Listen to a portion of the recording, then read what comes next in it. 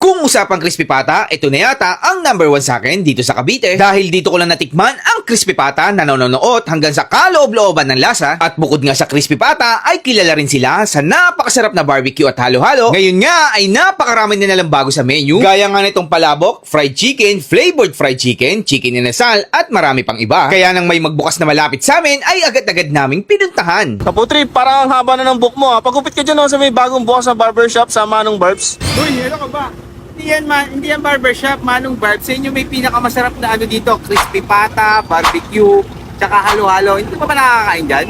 Tara, punta natin. Kaya sa mga gustong pumunta ay dito lang yan sa Manong Barbs na located sa Ayong Maliksi Avenue, near Road Bukandala 3, Imus, Cavite. Pinaka-landmark niya ay katabi lang sila ng 7-Eleven and katapat naman ng Pure Gold Bukandala. At kung malayo naman kayo dito ay meron din silang branch sa Kawit Mana Town Center, General Trias, Cavite and Rosario, Cavite. So wag na nga natin patagalin pa, tikiman time na. So yun ang mga ka-food trip at napadayo na nga tayo dito sa bagong bukas na Manong Barbs dito sa Ayong Maliksi Avenue, Nia Road, Barangay Bukandala 3, katapat lang mismo ng Pure Gold at katabi ng 7-Eleven. So guys, ako na natin titikman, syempre hindi natin palalagpasin yan. Ang pinaka-paborito ko talaga dito, yung kanilang crispy pata. Kagatin na natin yan, mga kapuso.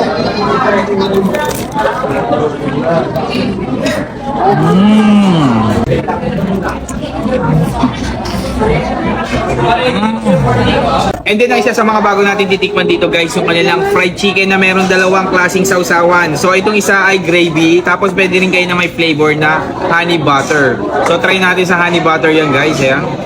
Chicken, sausaw natin. Honey butter.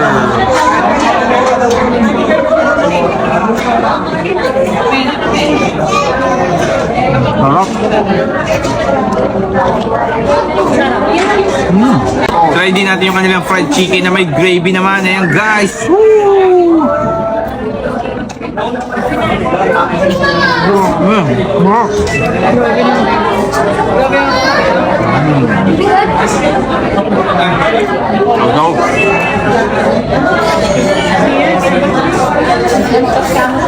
Flavored chicken na sausaw natin dito sa kanila. Garlic parmesan yung flavor nito guys. Ayan.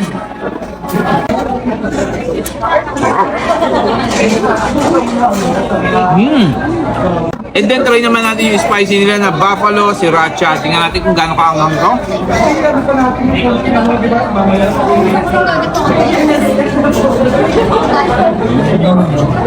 Anghang. So guys, try din natin itong kanilang chicken inasal. Ito ngayon ko na ito matitikman dito sa Manong Barbs. So try natin to guys. Grabe.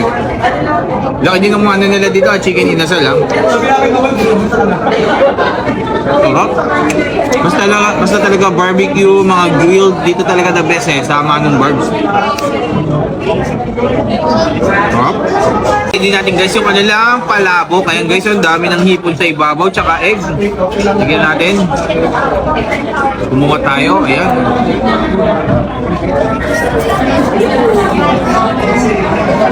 Sarap.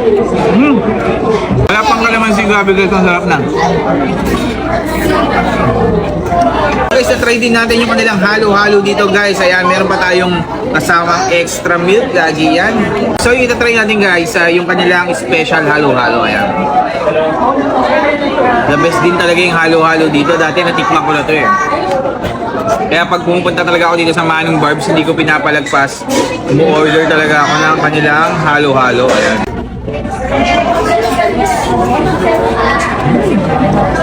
Sarap, grabe.